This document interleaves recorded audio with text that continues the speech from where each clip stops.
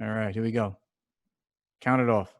3, 2, 1, go. Go. Hello, hello. Ignacy Trzewiczek, Portal Games. And this is Stephen Bonacore, the Podfather of gaming.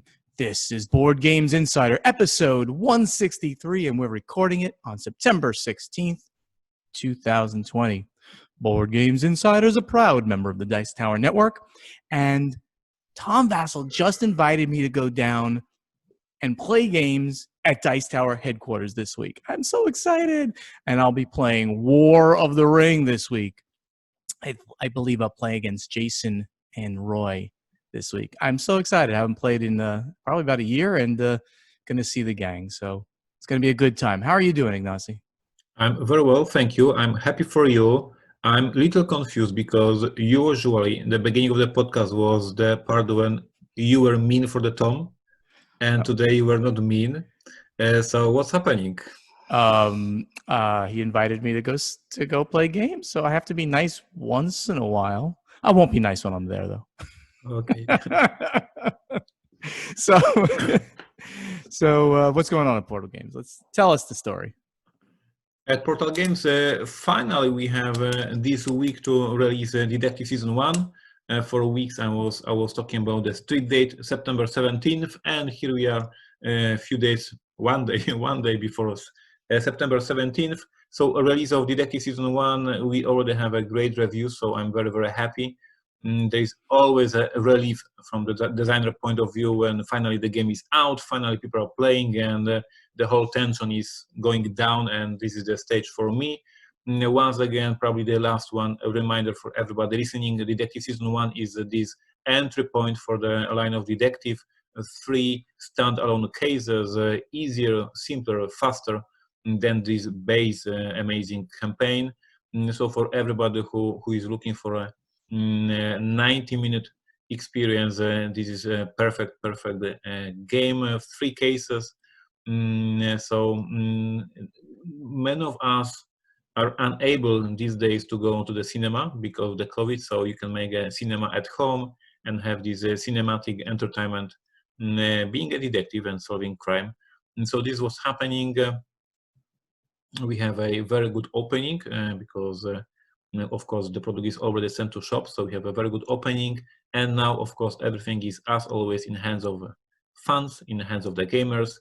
This is the moment that we publishers know that either the game will catch up and explode and everybody will be talking about this game, or the release will be slower. So we never know. We all publishers, we believe in our products, we all believe in our games, and then there's this reality check, the audience. So Sure. as I said, as for now, I'm in a very good mood. The first reviews are very, very positive, but now we are talking about the thousands of players who will buy this product, and then we will see the mass information about the product, if people enjoy it or not. I hope they will enjoy. We put a ton of heart and effort in this product, so check it out. Detective Season 1, the entry point for detective line. If you were eager to try detective, if you heard about this amazing game for years these days, now is a great time to start.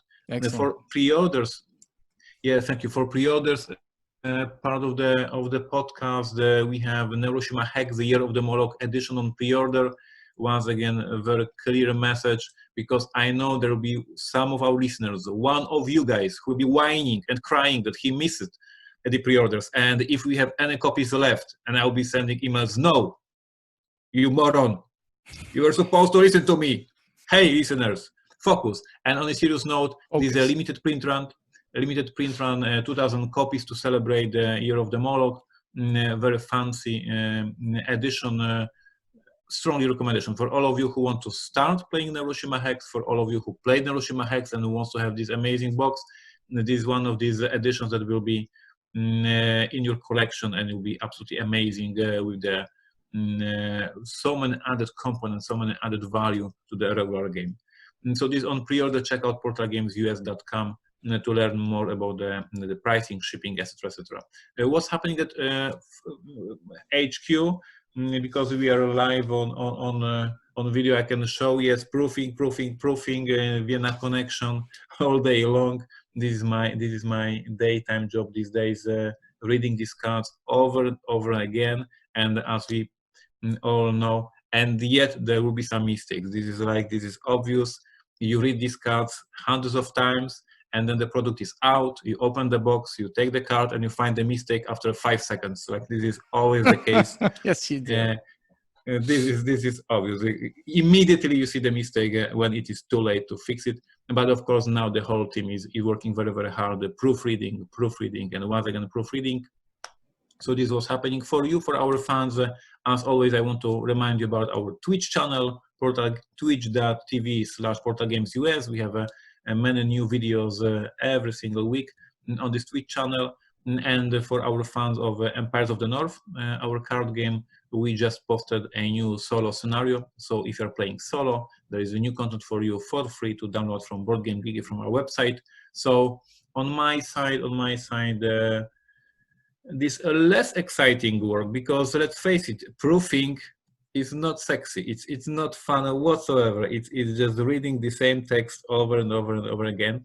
But it's very, very important. But Vienna Connection is going to be absolutely amazing. It will be our early release next year.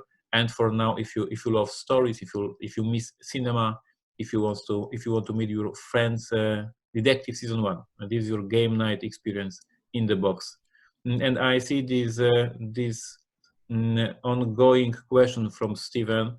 The question is Facebook issues, and I'm prepared today. So let me just. I don't know what is the right phrase in English, but it would be something about steam in my body that I want to just, get this steam out. So I'm in a constant contact with Facebook. That's a good sign, at least, that you're talking to them. Yeah, there was a lot of irony here, sir. So apparently I'm talking with bots, because the messages I get are so bot sounding. And so after this, for all of you who don't know what's happening, 6 weeks ago, Facebook blocked my account because it was hacked, and I'm trying to recover the account, and I'm emailing them daily. And so this is one of the emails I get from them, and they say, "Thank you for your email. I completely understand where you are coming from, and I know this must be impacting your business. So this bot is really feeling my pain, and this makes me so happy." And it goes on and on. And this bot says, "It's great that you have requested a review of your profile on your end. I know you have been waiting for an answer for a while, and I can imagine how you must be feeling."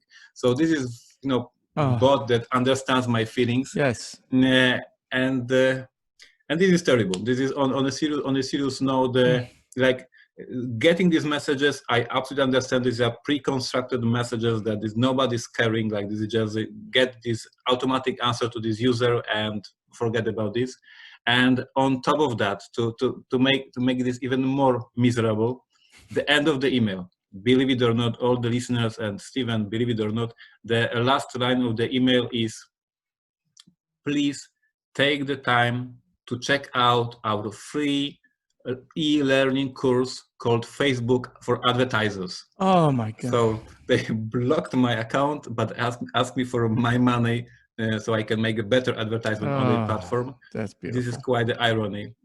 So yeah, on this ongoing question, how's my Facebook? Well, it's not going very, very well, and we are living in the bot era. And I think, Steven, this is something that will happen more and more, of course, in the business. Like we see the businesses are using these automatic replies.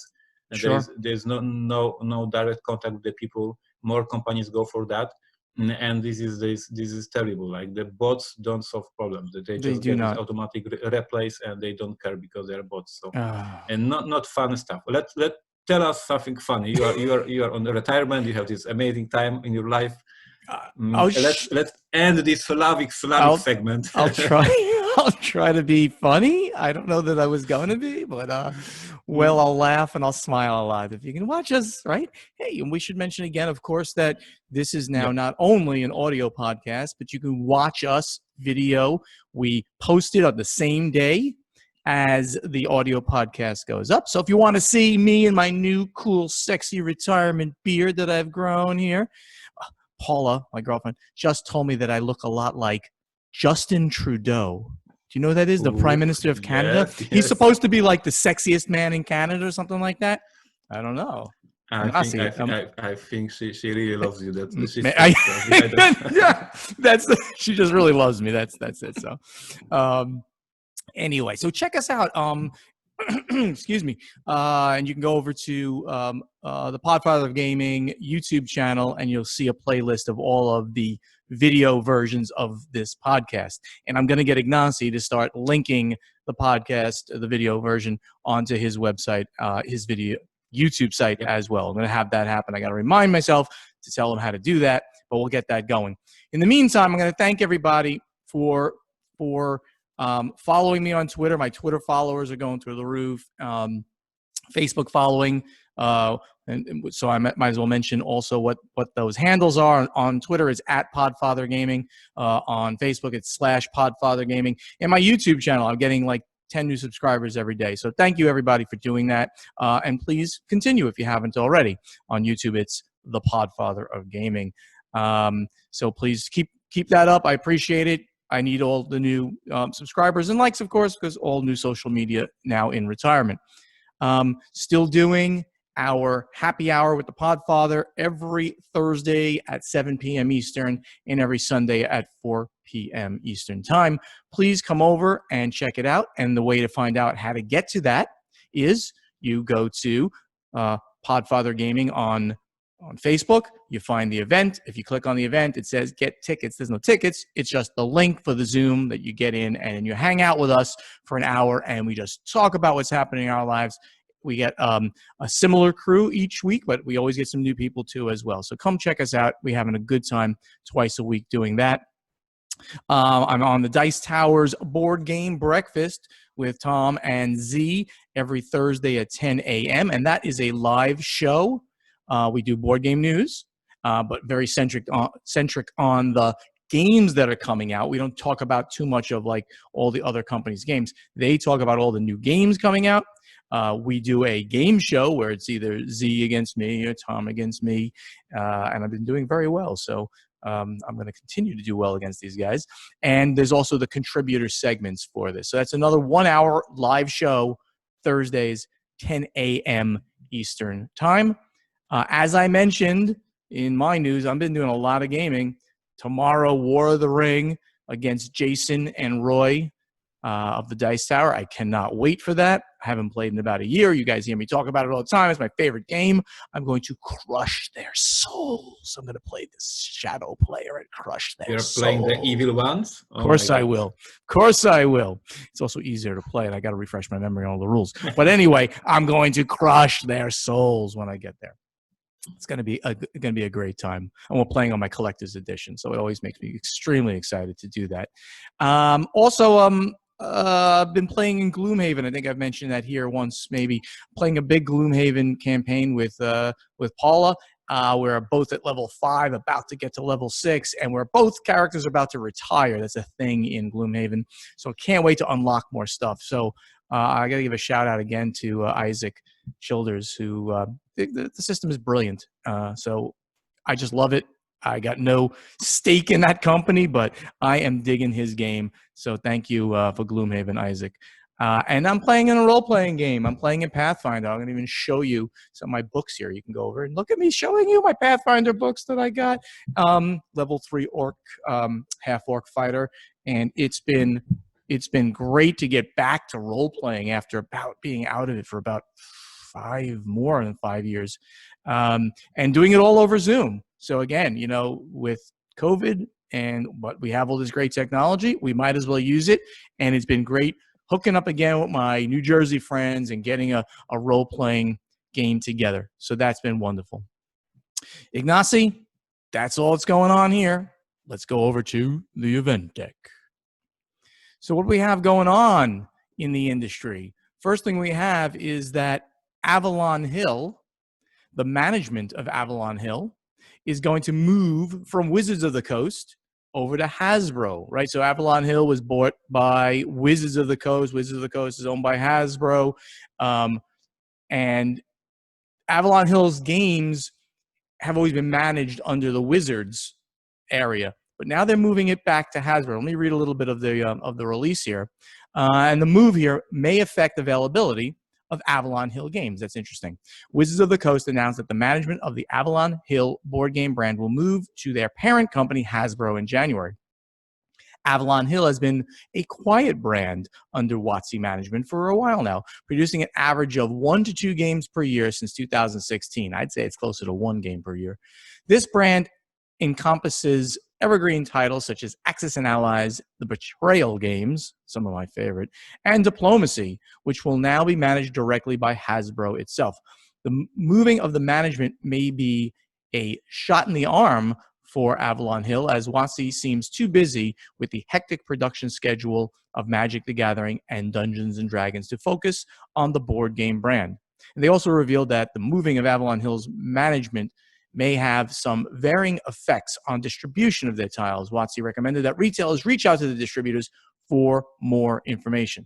And Avalon Hill has just released the Scooby-Doo Betrayal at Mystery Mansion, which I picked up immediately because I'm a huge fan of the Betrayal games, and Scooby-Doo is just so cool.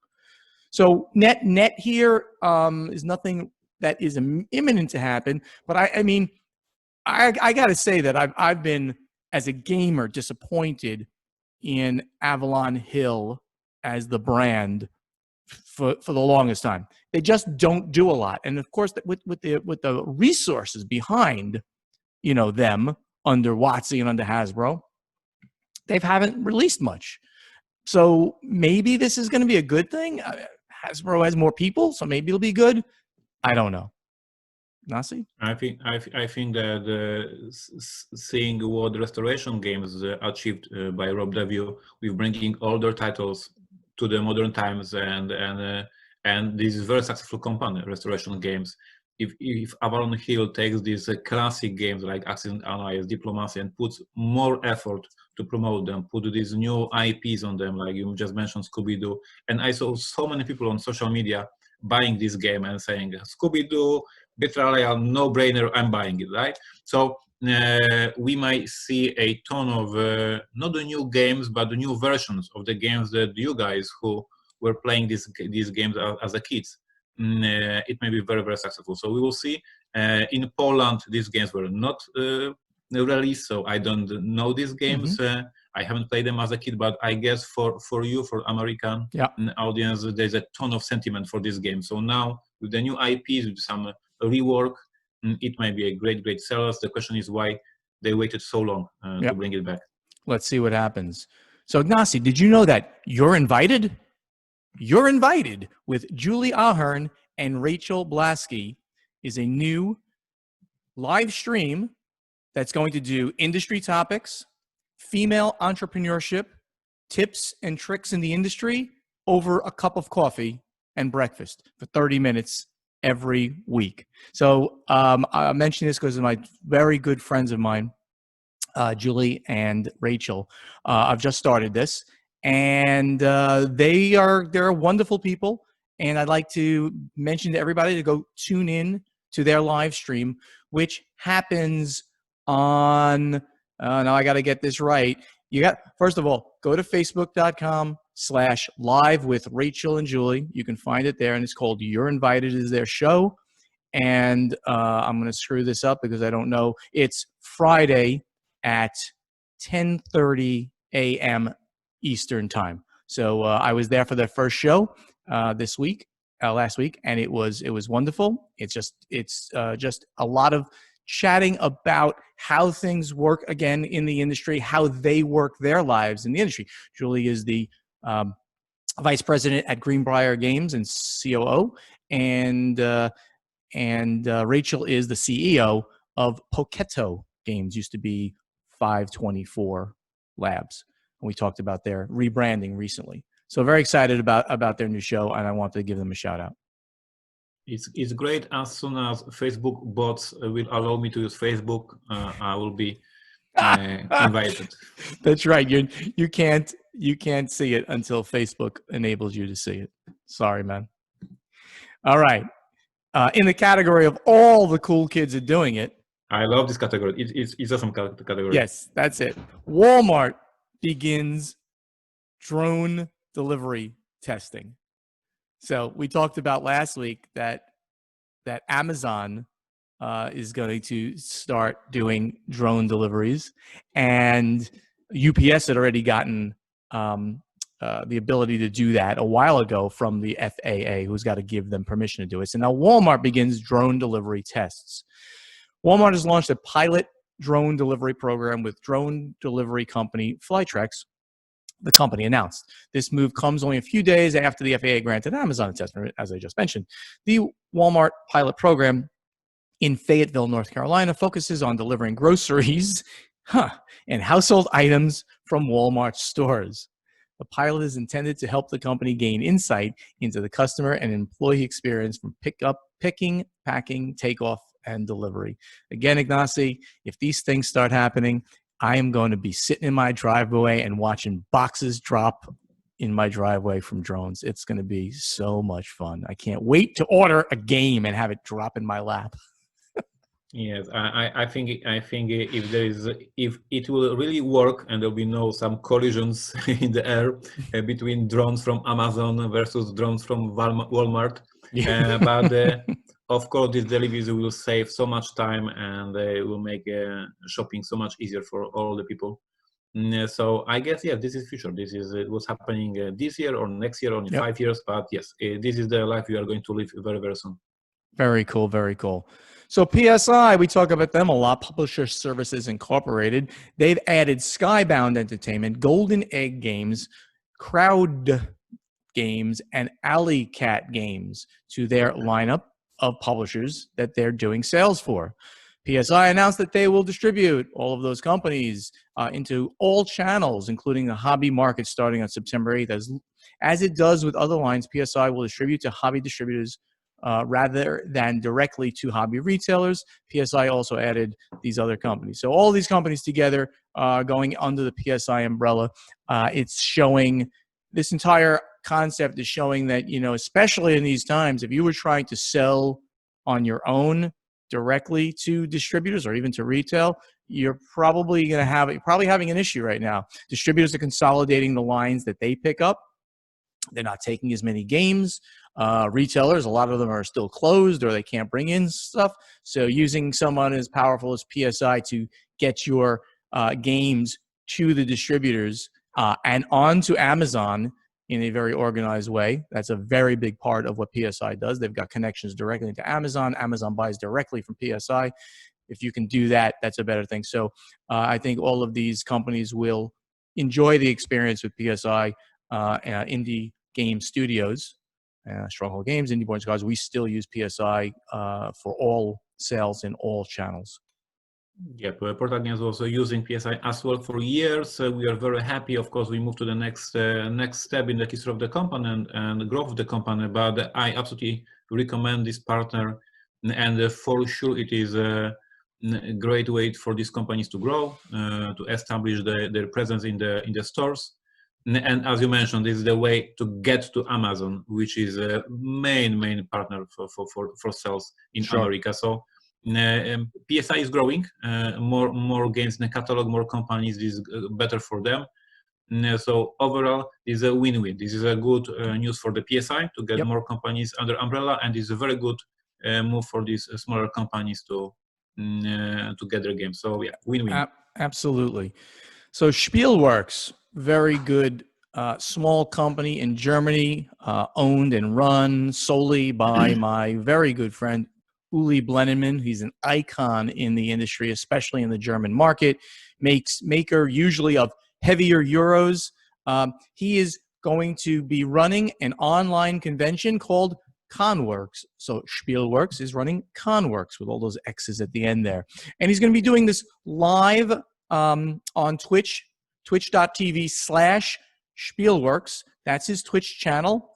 It's going to be, and by the way, he also runs, let me give him a shout out for that too, every week on Tuesday at 11:45 a.m. Eastern time. So that's a little odd there. Right before noon Eastern time, he runs a weekly half hour to 1 hour in that kind of time frame.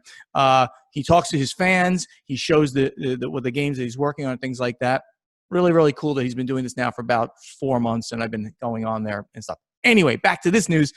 Twitch.tv/Spielworks for Conworks convention. It's from Friday, October 9th, 10 a.m. Eastern time till 4 p.m. Eastern. And then Saturday, more of a European time here for this one, October 10th from 3 a.m. Eastern time until 4:30 p.m. Eastern time. So the second one trying to cover more of the European time. It's going to be run in English. The cost is free, so you can all just tune in. The participation is mostly going to be via the Twitch chat window, so you'll be able to ask questions about the games that they're playing and things like that, and he'll answer them as it goes on. He is looking for some players for Grand Trunk Journey, Thrones of Allegoria, and The Cost, which is not even released yet, I don't think, or if it's just being released. So all of these are all brand new games. So he's going to look for some players to join, so you can go over to the website, spielworks.de, I believe it is, and you can go talk to him about, can you play in one of those games? He's going to be giving away prizes. He's going to have guests, artists, Harold Lesky, designers, Oda, Claude, Sirios, Bernd, Scholes, Wolfgang, Giannis, Matt, Wolf, and others. And I've heard there's a super secret, very special guest of honor, Ignacy.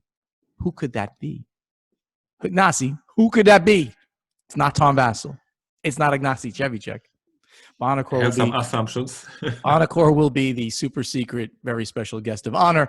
I'm going to be tuning in I'm going to tune in for other parts of it, but the last day at 4 p.m. on Saturday, October 10th at 4 p.m. Eastern time, Uli and I will sit and do a little recap of what happened, and we're going to have a glass of wine together and things like that, and just talk, take some questions and things like that. So very excited to help him out with that. It's going to be a lot of fun.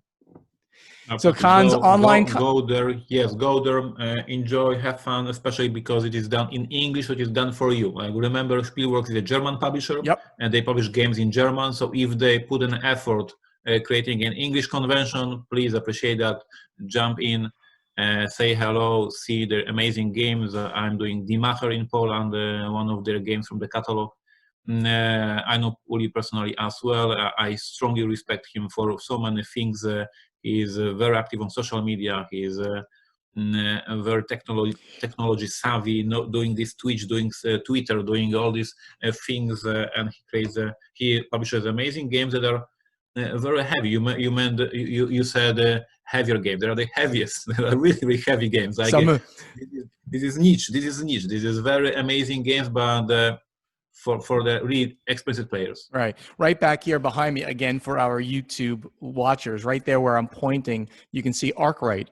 I think I'm pointing at Arkwright, which is like the super heavyweight of Euro games. It's like a 4-hour plus Euro game, heavy economic game. I've never even played it, but I got a copy of it. Uli gave me a copy when he released it at Essen. So one of the nicest guys in the world too. I just love the guy. So yeah, go check that out. I think you'll enjoy the new games coming out from him at Conworks, the online convention. Ignacy, I think it's time. Let's go to strategy and tactics. So Jonathan Kinney, who's at JonoCop, he gauging demand for games is the topic.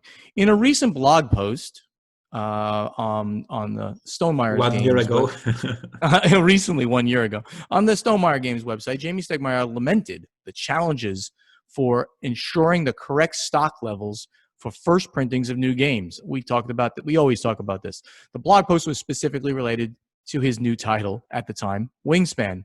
I made some comments in this blog, but ultimately, and with no disrespect intended, Jamie seems to be looking for his cake and eating it too. He wants to maintain the secrecy of his titles, so he cannot control the information, but he also wants distributors to pre-order with little to no information. At this time of incredibly high numbers of games being released, and the fact that the game was not one of Jamie's designs, instead it was by a first-time designer, which we know did very well, and a theme that might not be attractive to hardcore board gamers, to ask distributors to invest thousands of dollars with limited info seems unrealistic.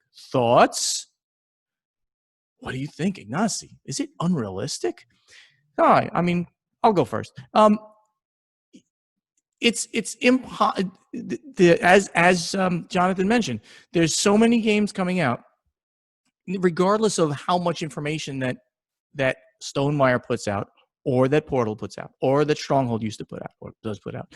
The distributors cannot just buy on information. They just don't do that. They can't just simply stock up. They're going to stock up on the game based on the buzz they feel, the reputation of the publisher, and of course, if there's designer cred on it, that's going to help as well. In this game, there wasn't. However, it was the biggest game of the year last year, very probably, right? Wingspan was maybe the biggest selling new game of last year. So distributors simply have to do what they have to do, and Jamie has to do what he has to do.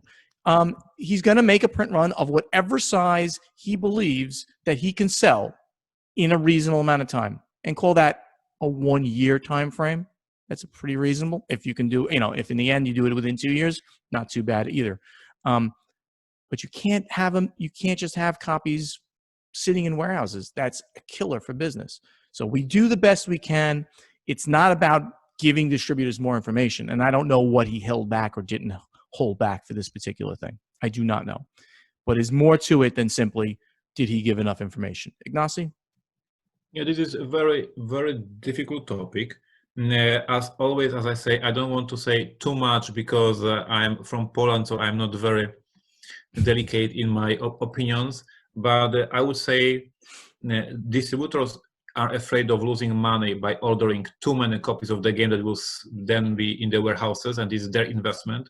Right. A publisher is afraid of printing too many copies because if the game is not successful, it will stay in the warehouse. And now we have these two parties that need to cooperate, that they need to do a business together. Yep. Both of them are afraid of over-investing, and this is just my perception, and it may be wrong, but I think that we would need a little bit more better communication between the parties, and more understanding to each other. Like maybe we as a publisher would need a little bit more warm feelings and understanding to the distributors that they are afraid of ordering thousands of Stronghold and thousands of Portal games and thousands of Jamie, like all these thousands, like this is thousands of games. So we have to understand that they are afraid. But on the other hand, let the distributors also understand that sometimes we expect from them knowledge of the industry, knowledge how many retailers they have, how many orders they should get on average, that they have some numbers, they have the history of running business, right? And I think that there is a lack of communication. Like distributors are very, very not happy to sharing this data, to discussing with the publisher openly. A publisher is afraid, and this is a problem. Like on one hand, the case, this particular case that our listener is mentioning is a Wingspan, and what he is mentioning is that the whole point of marketing of Jamie Stegmaier is that he is suddenly announcing a new game, and there is suddenly a hype, and he keeps everything very, very secret till the very end. And therefore, the distributors have no chance how to prepare, and so there is no communication, right? On the other hand, with Portal games, when we announced the Detective many, many years ago, and I didn't have this feeling that distributors did some homework and they did like, okay, we know the numbers for Sherlock Holmes Constant Detective. We know how many deduction games we sell. We have the numbers of time stories. We know how many copies of these games we sell. So our prediction for Detective would be that big number. I didn't have such a conversation with distributors. So I would say both parties need to work better, and now we have a problem. Like nobody wants to risk, so we all print not enough because we are afraid. That was long. I hope that I didn't offend anybody. You have not offended anybody, but you're right. I mean, it's the and we have talked about it specifically. It's the single biggest problem in the industry for the publisher, especially. How many games do we print? You print too many, you sit on inventory, and you burn it in the end and give it away. You print too little, you sell it all, and then what happens? Then the game gets forgotten by the time you get a new print run in, or it's not good. It's just a bad thing. These days you have to underestimate versus overestimate. Yep. You have to go on the shorter side versus the longer side of these things, because you'll get killed with too much inventory. Continuing, Justin Dowell, who's Odd Fox Games on Board Game Geek. He says, Steven, I'm curious what game you would design if you ever wore the hat of a designer. What theme, mechanism, experience would you choose to use in your design? And then Ignacy, what theme would you never use in a board game? So, well, if I was going to design a game, it would probably be in my favorite topics. It would either be fantasy or sci-fi. Huge Trekkie here, and huge science fiction fan, and huge fantasy Lord of the Rings, Dungeons and Dragons fan. So it's probably going to be there. You know, um, maybe another interesting kind of fantasy game. There's so many sci-fi 4X games. Maybe a fantasy game that kind of took that, kind of route. I mean, there are certainly some, and there are certainly war games like War of the Ring is a war game, and who already done that, but that's built on an IP, which I wouldn't use because you can't. But that's probably the way I would go. I like games with conflict. I love rolling dice. I'm much more of an American style gamer than a Euro gamer. I've talked about that. Ignacy, what theme would you never use in a board game? I think I'm keeping myself away from politics. It drives me really, really mad and angry when I see news every single day. So I would definitely don't go in this road. However, of course, I publish in Poland Polish edition of Demarker, and I enjoy this game. It's a brilliant mechanism game, a ton of discussion, table talk. I love the experience playing Demarker. I love the Twilight Struggle, amazing GMT game about the Cold War. Yes.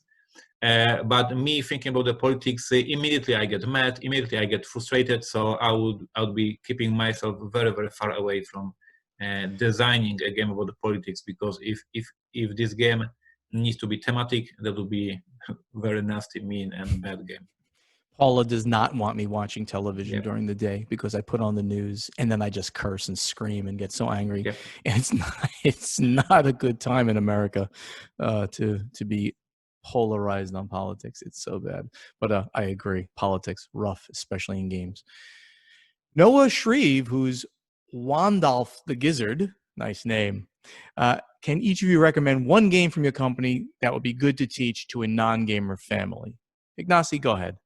Yeah, for me, of course, a release of this week, no-brainer. Detective Season 1, entry point for Detective Line. The rulebook has like 6 pages. The game is super simple. It's a cooperative game. You are given the deck of the cards. On these cards, there are hidden clues. You have to solve the mystery.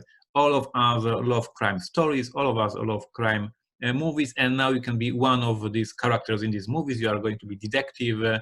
In the box, you have 3 cases. So yes, for me, for us, Detective Season 1 is the simplest, the easiest game I ever designed. And yes, this is the game we want you to give your friends, to give your family as a gift. And it is our getaway game.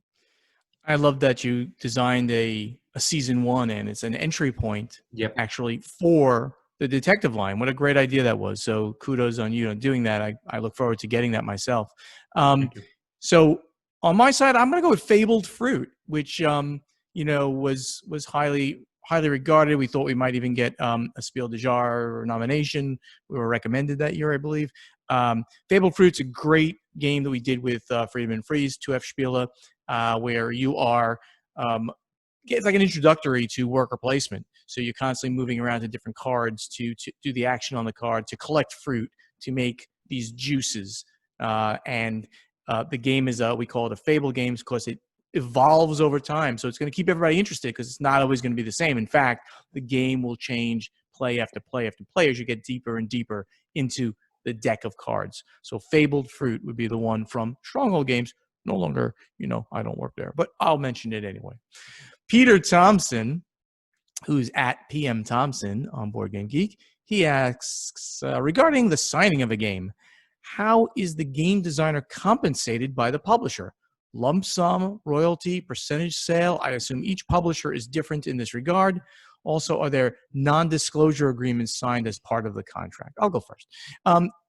We don't ever do NDAs, non-disclosure agreements, because, well, if you do a non-disclosure agreement, on something before you sign a game, then all of a sudden people might say you stole an idea. We don't do NDAs ever. Compensation is normal. It's done differently with every game, but it's normally done based on a percentage of net revenue that the game brings in. So it's going to be a percentage of that amount, usually approximately 5% of net revenue could be a little less, it could be more. Depends on the designer, on that designer's cred. There could be down payments to that as well. It is variable, but in the industry, there's a certain amount of similarity between most of the contracts. Nasi? Yeah, nothing to add. I would say there's not that much difference between publishers. Everybody has a little bit different approach, but basically, yes. You design game. If this game will be successful, you will get a ton of money. If this game will not be successful, you will earn nothing. Basically, this is as simple as that. Your success is based on the success of your game. There you go. Nasi, I think it's time we have to go or get to our playtesting segment where we question you.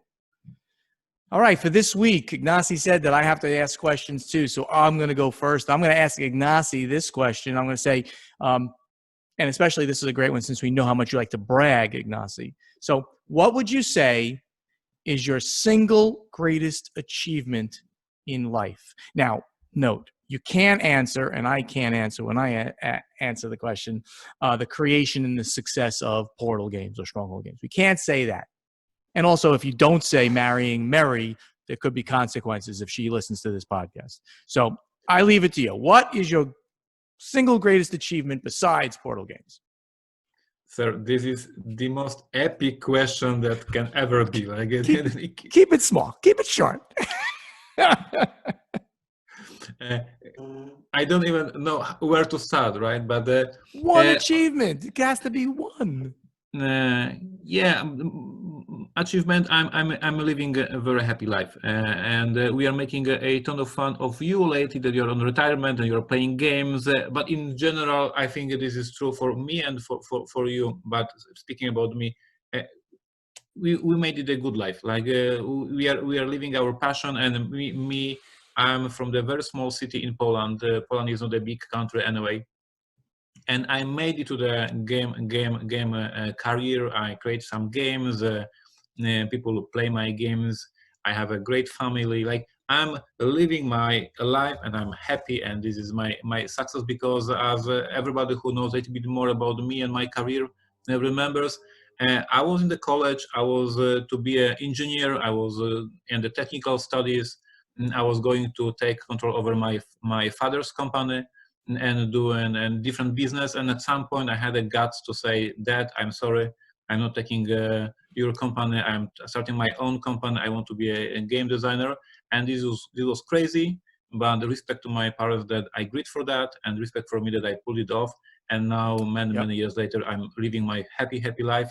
So my achievement, having guts the moment when it was the most important, and of course kudos for my parents to do it. That's a great one. Absolutely. And of course, I would of course said creation of Stronghold games and its success, but we can't. So I'm going to say that my greatest achievement is in the relationships that I have built throughout my life. I think that I've succeeded so well on creating great relationships and the respect that people have for me, and that I can go everywhere in this hobby and have friends right there because they know me already. And then we can have a game and we can have a drink or have a meal together. I think that my achievement is in relationship building, which then fuels, of course, the success for the company. So my relationships that I built. And we have this proof what you are saying, that back then you sent me email wanting to publish Stronghold, and I said no.